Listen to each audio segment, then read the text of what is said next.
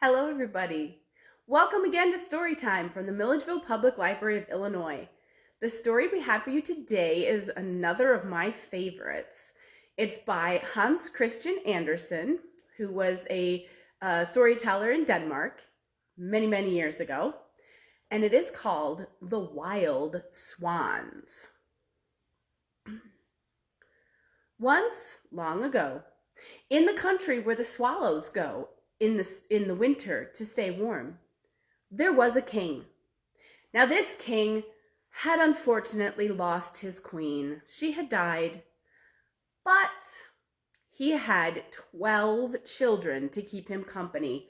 He had 11 sons, all of them strong and brave young men. Some of them were rather young when this story starts, but they were all strong and brave. And they were all very merry and very cheerful people. And they had one sister who was very pretty, and her name was Elise. Now the 11 brothers and Elise would go to their studies, and the brothers all had stars on their chests, and they had golden slates to write their lessons on and diamond pencils. And Elise, she had a little glass footstool that she would sit on and a picture book that she could look at. And you know, that picture book was so beautiful and so fine, it cost half a kingdom to buy it. Well, one day the king, their father, announced that he was going to get married again. And he did. And the one woman that he married was rather beautiful, but only on the outside. Inside, she was quite wicked. In fact, she was a sorceress.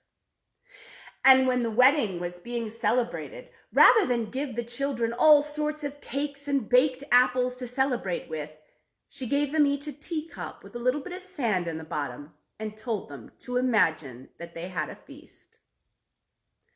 Well, before too long, the queen managed to convince the king that it would be best for Elise if she were sent out into the countryside to live with some peasants to learn how the people of the kingdom really lived. And so the king sent Elise away to live with some peasants. And then the wicked queen began to work, telling the king such terrible lies and evil things about his sons that after a while the king believed them all, and he did not want his sons to be around anymore, and so he told them to go out into the wide world and seek their own fortunes. The wicked queen went and took the news to the sons that they were to leave, and she said to them, fly out into the wide world and never return, and do not fly as people. No, you must fly as mute birds who cannot tell of any of these things that have happened to you. But you see, the brothers and Elise were very good people. They were very kind to everyone, and they always made sure that they said their prayers and read their holy books and did all of the things they should do. And so while the wicked stepmother had wanted the brothers to be little tiny birds that would fly off and get lost, the brothers instead turned into 11 wild swans who flew up above the palace and circled its towers, crying out wordlessly in loud voices. And then they flew away. And they flew off to the house where their sister was living with the farmer. But you see, it was very early in the morning, and everyone was still asleep. And Elise never saw them. And eventually they had to fly away. And so they did. Well, Elise, she lived with the farmer and his wife, and she still read her holy book, and she said her prayers, and she was a very good girl, and she helped about the house as much as she could. And when she had time to play, she really didn't have any toys to play with. All she had was a green leaf off of the tree out in the yard. And she had poked a little hole in it so that she could look up at the sky, not straight at the sun, but close to it, so that she would see lots of light through the hole in the leaf. And when she looked through that hole in the leaf, she thought of her brothers and their bright shining eyes as they used to look at her and laugh and play with her. And she wished she could see them again. but she knew that she must stay with the farmer and his wife. Well, several years passed, and Elise was now 15, and the king decided it was high time his daughter came back to the court and stayed with him. And so he sent for her. Now, the wicked stepmother, the wicked queen, was very much hoping that Elise would be very brown and coarse and not at all a very good princess anymore, and that the king would not want to have her about and would send her away. But as soon as she saw Elise, she saw that she was a very good sort of girl and that she was very beautiful. And she knew she was going to have problems if she wanted Elise to be sent away. She was going to have to do something. Well, early in the morning, the queen always went to the royal bath. And there were carpets all around it and beautiful towels and hangings on the walls. And when she was done in the bath, she picked up 3 toads that she had brought with her, and she kissed each one of them, and she said to the first one, "Now, when Elise climbs into the bath, climb onto her head and make her as sluggish as you are, so the king will not want to keep her about."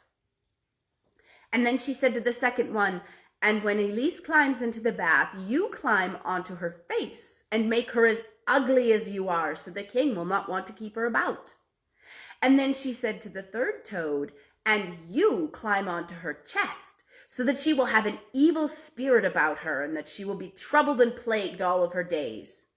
And then she took those 3 toads, and she put them into the bath water, and the bath water that had been clear turned an evil shade of green. Well, Elise came down, and the queen helped her take off her night clothes and had her climb into the bath, and those 3 toads jumped on her. One climbed in amongst her hair, and one landed on her face, and another landed on her chest. But you know, Elise was so good and so innocent that the evil magic could not take hold. In fact, when she came out of the water, she looked just as beautiful as she had, and just as good, and just as quick and as strong. But floating on the water were 3 big scarlet poppies. If those toads had not been poisonous, they would have been 3 roses, but since they were poisonous, they had to be poisonous flowers, and they were poppies.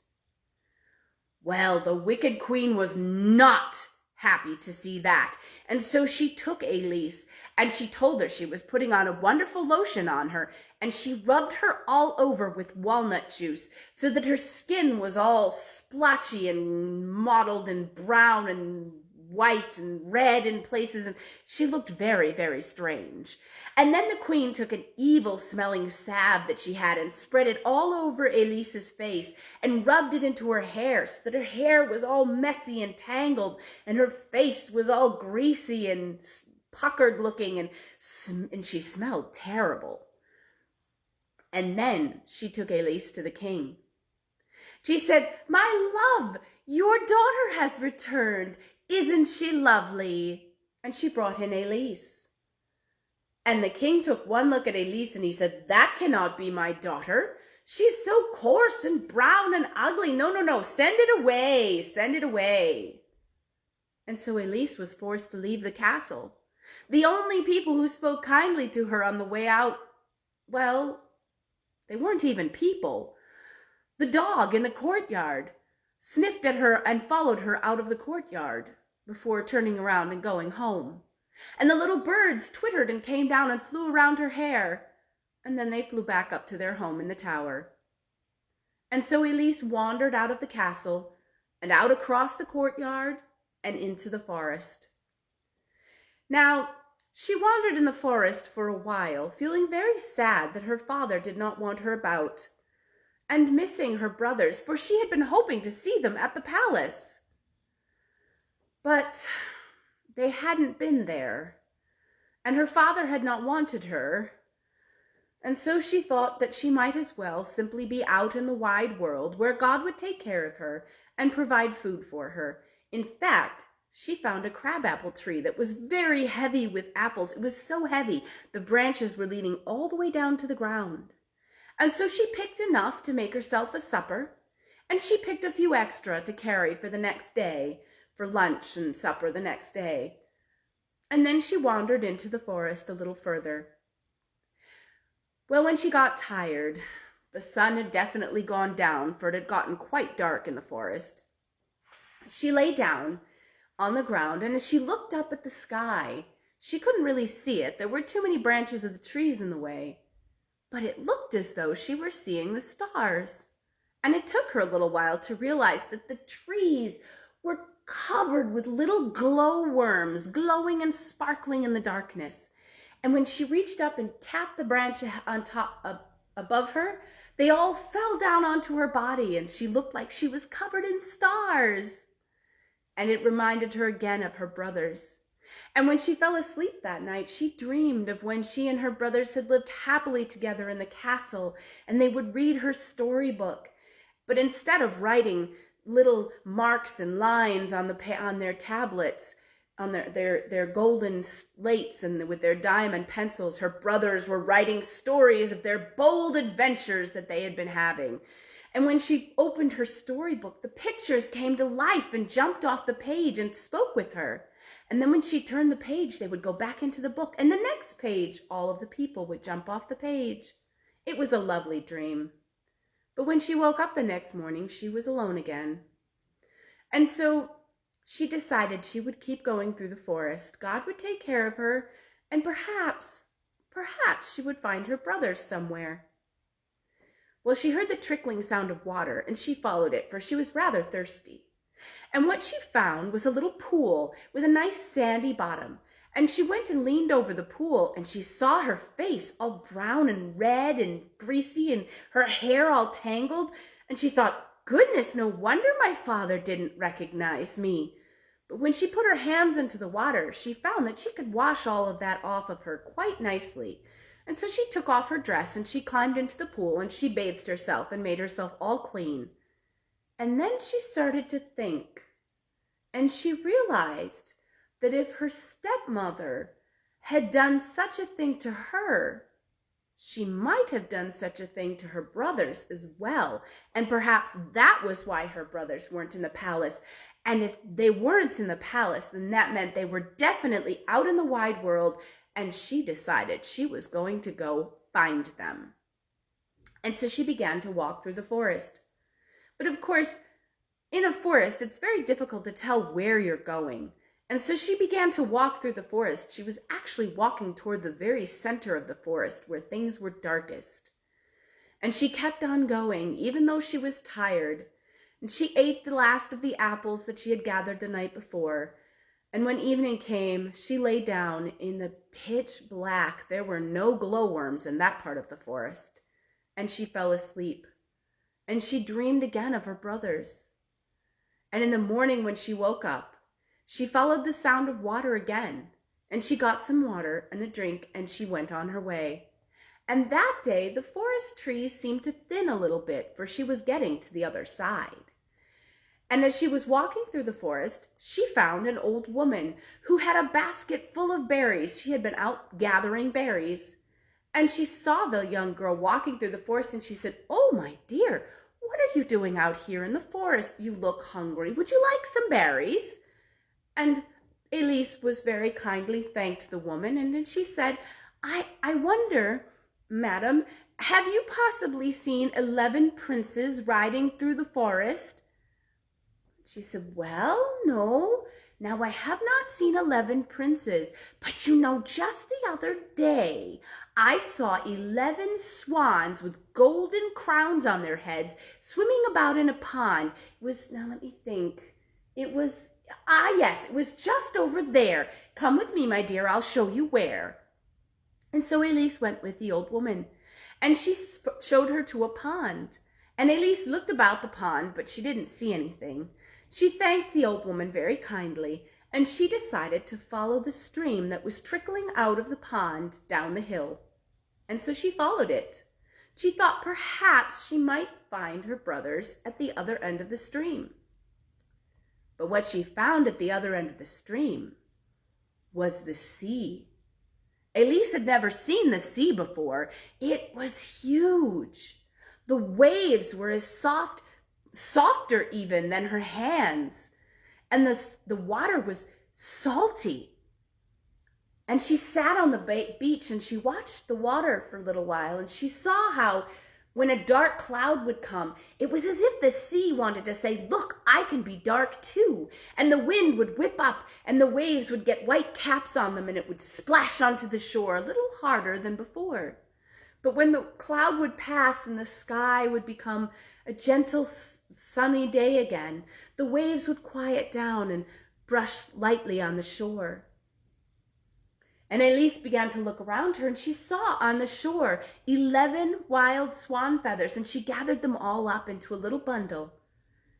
And then she noticed that all of the rocks and the coral and the stones and everything on the ground on the beach was nice and round and smooth. And she realized that even though the water was very soft, because it kept on going and pushing its way onto the sand, it slowly rolled all of those rocks and those pebbles and the coral and all of those things until they were smooth and beautiful.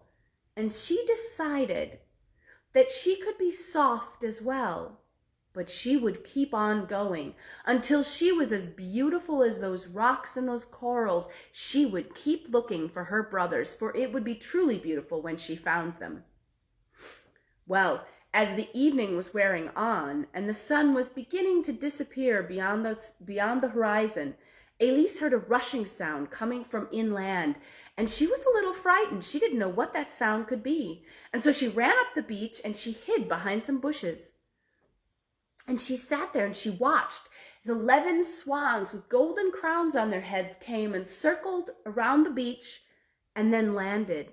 And just as they all landed, the sun disappeared behind the horizon, and suddenly not 11 swans were standing in front of her. In fact, what was standing in front of her was 11 young men. And although it had been many years since she had seen them, she recognized her brothers right away. And so she jumped up and she ran down the beach calling their names. They were very surprised to see this beautiful young girl calling their names. But when she got closer, they realized it was their sister Elise, and they were so happy. They hugged each other and they kissed each other and they told each other stories of everything that had happened to them, and they laughed and they cried, and they talked for most of the night. And finally Elise fell asleep. And when she woke up the next morning, the sun was already high in the sky, and 10 of her brothers were gone. They had flown away. Only one was left, one swan standing on the beach, keeping watch over her, and she knew somehow that was her youngest brother. And he stayed with her that day as she went about gathering some food from the forest, berries and roots and whatever she could find, and watching the ocean waves roll about. And when the evening came, the other 10 brothers came back, and they landed on the beach, and when the sun went down, they explained to her that during the day they were swans and they had to fly about the world, but at night they became themselves again. And they had a little problem, for you see, they did not come back to their homeland very often. Normally they lived in another country very far away. It was so far away, in fact, that it took 2 of the longest days of the year for them to get back to their home country. And they only came back for 11 days, and then they had to go back to where they had been living. For you see, if they were flying in the sky when the sun went down, they would turn into men and they would tumble out of the sky and land in the ocean and drown. But one very hard, long day's flight away, in the middle of the ocean, there was a little tiny rock, just big enough for all of them to stand on it if they held each other close. And they were very grateful to God for that rock. For if they did not have that rock, they never could come home to see their home country again. They would fly over the forest and they would look out and they would see the towers of the castle where their father lived, and the tower, the great spire of the cathedral where their mother was buried in the churchyard. But they would have to leave tomorrow, for it was the only day when it was going to be a very long day and they would be able to make it back. But they did not want to leave Elise here in the woods, living on berries with nobody to help her. And so they talked for a little while, and they decided they would make a net. And Elise could lie in the net, and then her brothers would pick it up in their bills and they would carry it with her. They thought that perhaps with all 11 of them lifting and carrying, they would be able to take her with them. And so they stayed up most of the night, weaving a net out of willow bark and rushes. And when it was all done, Elise lay down on top of the net and she fell asleep. And in the morning, as soon as the sun rose, the brothers all turned into swans again. They picked up the net in their bills and they flew up into the sky and began to fly as strong and as fast as they could across the waters of the ocean. Well, Elise woke quite a bit later, and she found it was a very strange feeling to be flying above the ocean. Beside her on the net was lying a large branch full of berries and some very tasty roots, and she knew that one of her brothers, probably the youngest, had gathered them for her. And when she opened her eyes and looked up in the sky, she could see above her one of her brothers was flying over her as he carried the net, flapping his wings and keeping her shaded so that the sun would not burn her as it looked down on them all. Elise smiled up and thanked her brothers, whichever one had gathered the food for her, and she ate her breakfast. And then she rolled herself over in the net very carefully, and she watched the world go by underneath. She saw a ship go by. It was so small because they were so high up in the air that the great big ship looked like a little tiny gull floating on the surface of the ocean. She saw a giant cloud behind them that looked like a huge castle. And because the sun was on the other side of them, her shadow and the shadows of her brothers, the 11 swans, were so big on the side of the cloud. But eventually the cloud faded into the distance. And Elise continued to watch the world go by underneath her, the water of the waves roll and the ships that sailed below them. But the sun was getting lower. And Elise was getting worried. For you see, she knew that her brothers had said it was a hard trip to get to that little rock in the middle of the ocean where they would spend the night. And she knew that her brothers had been carrying her, and she was not sure that they could make it. They had not been sure that they could make it, but they were going to try. And so she began to pray with all of her might that they could make it to the rock before the sun went down. The sun touched the horizon and began to slip below it, and Elise suddenly felt all of the swans drop, and she thought in terror that they were falling out of the sky, but no, now they hovered again, and she saw there, just in the distance, a little tiny speck in the ocean. Her brothers flew as hard as they could, and just as the last of the sun dipped below the horizon, they landed, and Elise found her feet on solid ground again. Well, the sky had been darkening more than just the sun going down. There was a storm on the horizon, and all night the clouds dropped their rain, and the waters of the ocean rushed up and beat on the sides of the rock and soaked all of the brothers and Elise to the skin. And the thunder rolled above them, but Elise was still warm and she still felt safe. For all about her, all of her brothers had wrapped their arms around each other, and they were all holding each other onto the little tiny rock. It was just barely big enough to hold all of them, but they managed to make it through the night. And in the morning, the sun came out, and the seas were much calmer, and her brothers turned into swans again, and Elise lay down on the net, and they picked it up in their bills, and they flew off again. Well, long about midday, Elise thought that perhaps they were coming to the land they were going to reach, for she saw there a mountain, and it was covered in snow and ice on the top, and there was another one, and a beautiful palace in between with a long green lawn leading down. Well, then she realized it seemed to be floating in the air, and she thought that could not possibly be right. And so she called up to her brothers, "Is that the land to which we are going?" And one of them looked down at her and shook his head. And then she remembered they had told her about a land in the clouds ruled by a fairy by the name of Fata Morgana. and that everything you saw there was a mirage. No mortal dared step foot on that land, for they would simply fall through the clouds and land in the ocean and die. And so she watched as the land of Fata Morgana flowed towards them and past them, and she saw first the huge palace, and then that faded away, and she saw big cathedrals with their bells ringing, but the bells sounded oddly like the sounds of the ocean waves below her. And then that faded away again, and then she saw beautiful green mountains and pools and streams, and that faded away, and she saw a big forest filled with animals, and then that faded away too. And she saw a huge green mountain in front of her with a beautiful blue lake. But that didn't seem to be fading away.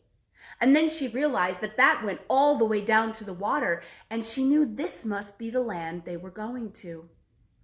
And so she watched as it grew closer and closer, and she could see more mountains and forests, and her brothers flew down, and they landed in a clearing. And just near the clearing, there was a little cave with green creepers hanging over the mouth of it. It looked like something out of a painting or an embroidery. And then the sun went down. And her brothers said to her, "Now, you can sleep in this cave. There's nice soft rushes on the ground for you, and we shall see what you will dream tonight." And Elise looked at her brothers and she said, "Oh, I hope that I can dream how to save you from this terrible curse you're under. I pray to God that he will give me a dream that will help me learn how to save you." And so she said her evening prayers and she went to sleep. And even as she slept, she was still praying in her mind to God that he would show her how to break the curse on her brothers. And it seemed that her prayers were answered, for she seemed that Fata Morgana came down from her castle and took Elise back with her. And she said to her, "Do you wish to save your brothers from the curse that they are under?" And Elise said, "Oh yes, most certainly I do." And Fata Morgana said, "Well, it will not be easy, and it will cause you great pain. Do you still wish to break the curse?" "Yes, please," said Elise. "Well then," said Fata Morgana, "do you see this nettle that I have? This nettle grows in great quantities around the cave in which you are living. The only other place you will find it is in the churchyards. You must go and you must gather these nettles. They will sting your hands and cause blisters to rise, but you must gather them anyway. Then crush them beneath your feet and spin them into flax. And then from the flax you must knit sweaters to cover your brothers, something like the chainmail shirts that your father's knights would wear. And when you have 12 of them, or 11 of them made, throw them over your brothers, and they will become men again. But there is one thing you must not do. From the moment that you begin to gather the nettles until you finish the final shirt and cover your brothers with them, you must not say a word. Do not make a sound. For the first word that you utter will strike your brothers to the heart like a knife, and they will die." "I understand," said Elise. "I shall not say a word. I must gather the nettles, crush them, spin the flax, and knit the sweaters for my brothers." "That is what you must do," said Fata Morgana. Are you going to do it?" "I am. I have decided I will do it," said Elise. "Very well," said Fata Morgana, and she reached out and she laid the nettle in Elise's hand, and it burned like fire, and Elise woke up. The day had come and her brothers were gone. And laying beside her in the cave was one of the nettles, just like the one that Fata Morgana had shown her in her dream. And Elise jumped up and she picked up the nettle, and oh, it did burn. But she ran out of the cave and she saw many other nettles, and she began to gather the nettles, and they caused terrible blisters on her hands and her arms, and they made her hands and her arms burn, and it hurt badly. She cried, but she did not make a sound. She took the nettles back into the cave and she crushed them beneath her feet, and she spun them into flax, and she began to knit together the first covering shirt for her brother. When her brothers came home that night, they were startled and very worried to find that their sister would not speak, for they asked her how her day had been, and she simply looked at them and shook her head, put her finger in front of her mouth. They were afraid that their wicked stepmother had done something to their sister, but she managed by some gestures and some motions to make them understand what she was doing. And then they were very thankful. Her youngest brother, in fact, came and looked at her poor hands covered in blisters and so red and sore, and he cried, and everywhere his tears fell, the blisters faded and were healed. Well, time went by like that for a while. Every morning, Elise's brothers would get up and they would go out and they would fly away. And Elise would get up and gather the nettles and crush them beneath their feet, spin them to flax, and continue to knit the shirts for her brothers. She had finished one, and she had a very good start going on the second, and a large bundle of nettles and a big pile of flax. And so she was just knitting away, when one day she was sitting outside the cave, and she heard hunting horns.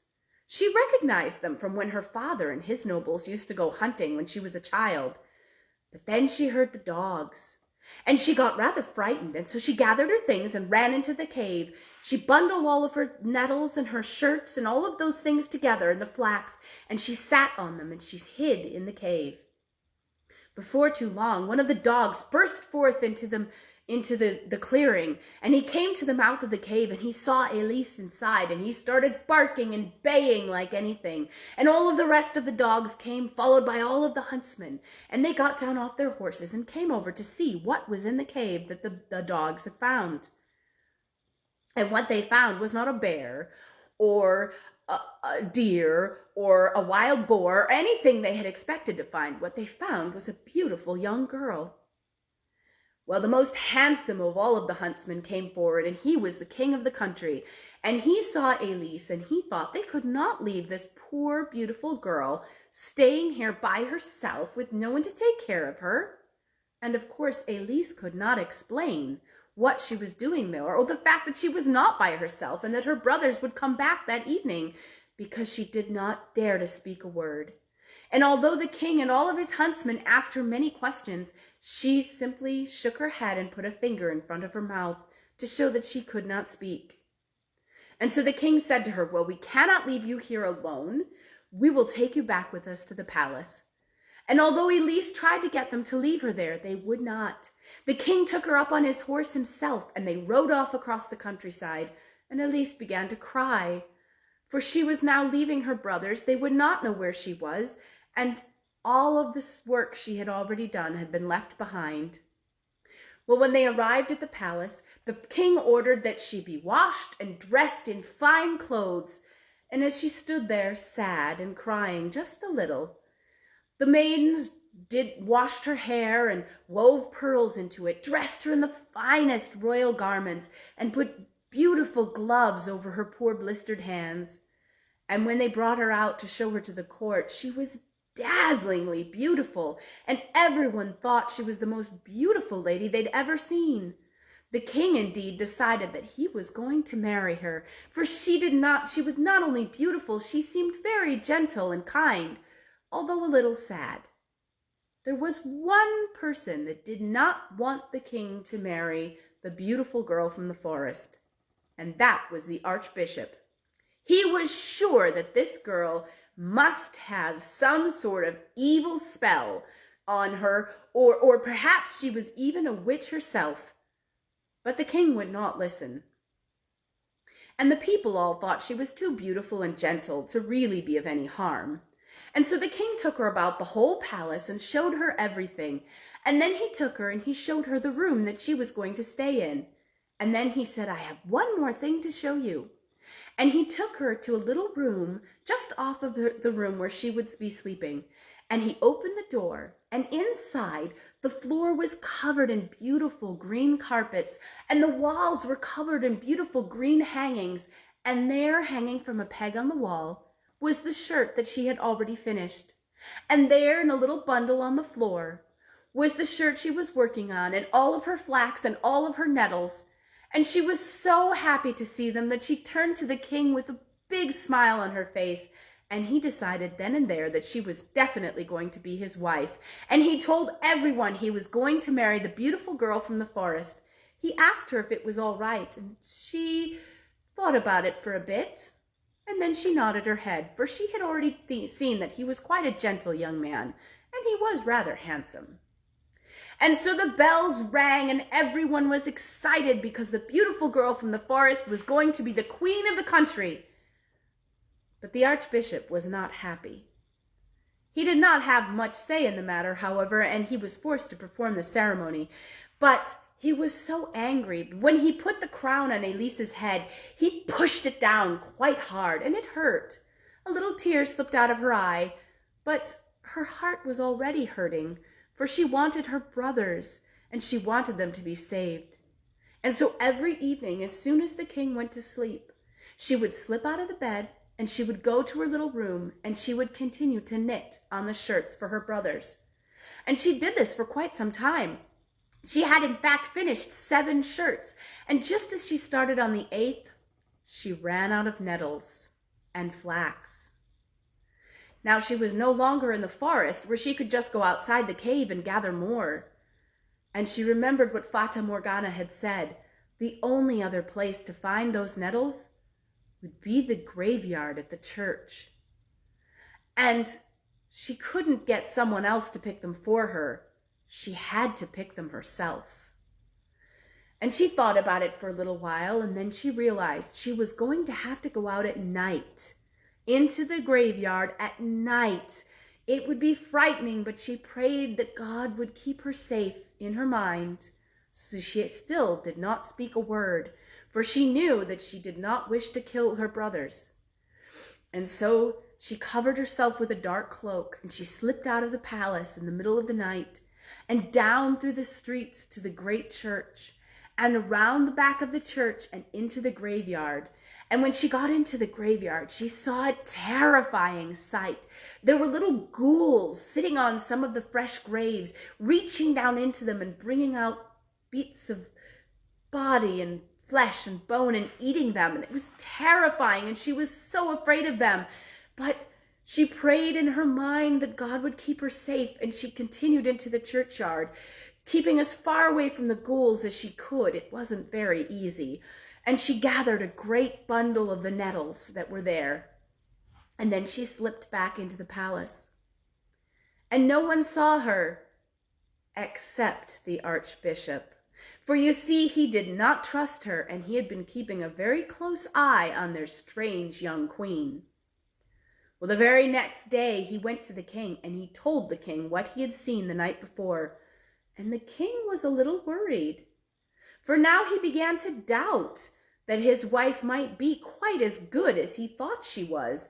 Why on earth would she go to the churchyard in the dead of night? That did not seem like something that someone who was good would do.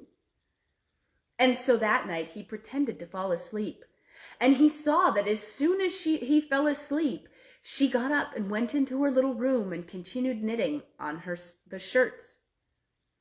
And she continued that for some time, and the king would pretend to fall asleep at night, and he would see her go into the room. And then he would pretend to sleep, and she would come out at daylight and sleep for just a little while. And he thought it was rather strange, and his mood began to darken, and he seemed to be upset with her. But Elise could not figure out why, and of course she could not ask him either. Well, she continued to knit every night, and finally she had finished 10 of the shirts.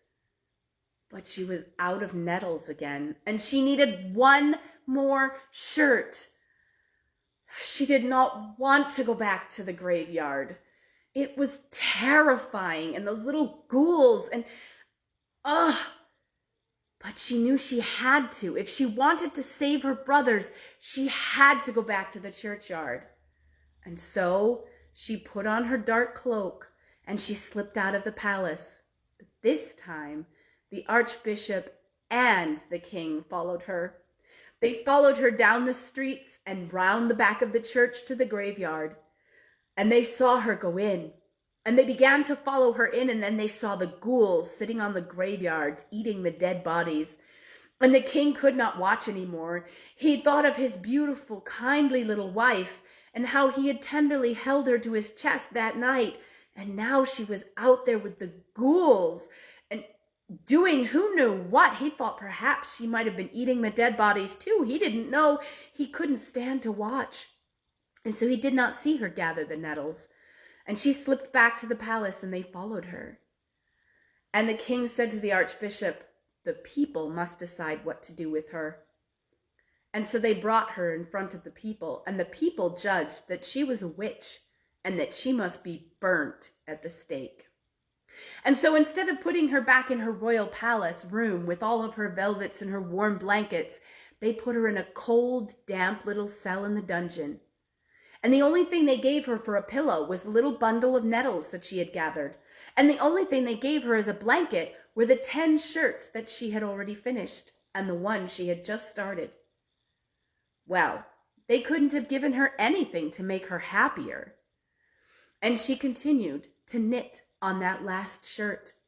And her little fingers were flying, for she knew that they had decided that the very next day she would die.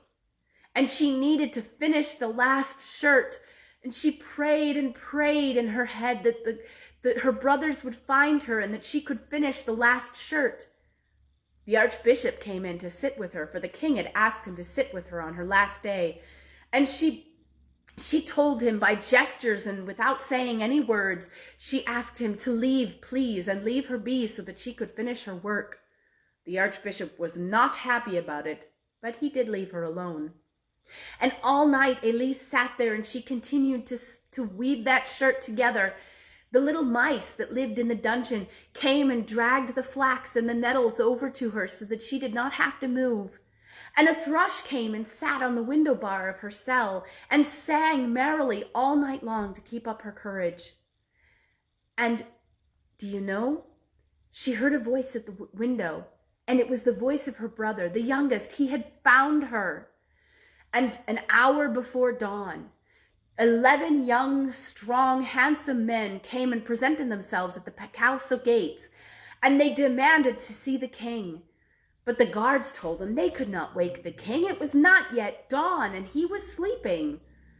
Well, the 11 men did not go away, and indeed they made so much noise that the captain of the guards came running to see what had happened with another company of men, and they made so much noise still that the king himself was awoken, and he came down to see what all the noise was at the gates.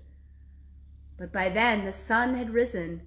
Instead of 11 young men at the gates, there were just 11 white swans with golden crowns on their heads circling around the palace. Well, it was now time for the execution, and the people were streaming out of the city, out to the big pyre, the pile of wood that had been made, where they were going to burn the witch. And they came to fetch Elise, and she took all 10 of the shirts and the one that she was desperately trying to finish, and they dragged her out, and they put her in a cart with an old, worn-out horse to pull it, and they pulled her through the city. And she continued to work on that shirt as hard as she could to try to get it done. Well, the people saw her knitting away at that shirt, and they said, "Look, the witch is working on her sorcery even now. Take it away from her, take it away from her." And when they rushed towards the cart to try to take it away, suddenly they were driven back, for 11 great white swans perched on the edge of the cart and flapped their wings to drive the people away. The people fell back, and they all knew that swans were pure birds, and they thought to themselves, perhaps we were wrong. Perhaps she is actually innocent. Perhaps we should not kill her. But all of them were a little too afraid of the archbishop to say that out loud. And as the cart drew up to the pile of wood, the executioner came forward, and he opened the gate of the cart, and he took Elise by the hand, and she pulled her hand from his, and she took those 11 shirts, and she threw them over each one of the swans, and suddenly there standing in front of them were not 11 swans with crowns on their head, but 11 handsome and strong young men with crowns on their head, except that one of them, the youngest, still had a swan's wing in place of his arm, for Elise had not had time to finish the last sleeve of his shirt. And then she stood up and she said, "At last I can speak. I am innocent." But she was so tired and so worn out from all of the work she had been doing on the sweaters, and so overwhelmed from almost dying, that she fainted. And her brothers caught her in their arms, and the eldest stood up and he said, "Indeed, she is innocent." And he told everyone there the whole story of how their wicked stepmother had enchanted them and how Elise had been trying to free them. And as he told the story, a beautiful smell filled the air. And when the people looked about, they discovered that every piece of wood in the pyre had taken root and was blooming, and the entire pile of wood had turned into a great mass of big, beautiful red rose bushes. And right at the very top, where the piece of wood was that she would have been tied to, there was one big, glowing white rose. And the king reached up and he plucked that white rose, and he laid it on Elise's chest. And she opened her eyes and she smelled the beautiful smell, and she smiled up at the king with such joy and peace in her face. And the king lifted her up in his arms, and the bells in the church began to ring with no one there to pull the rope. And all of the birds flew up and began singing. And the king and Elise had the most beautiful wedding procession back to the palace that you have ever seen. And there Elise and her king and her 11 brothers lived very happily. And if they have not died, then they are living still. And that is the story of the Wild Swans by Hans Christian Andersen. I hope you enjoyed it, and I hope you will come back and join us again on Friday at 3 p.m. Central Time. We will have another story for you from the Milledgeville Public Library of Illinois. Have a great day, everyone. Bye.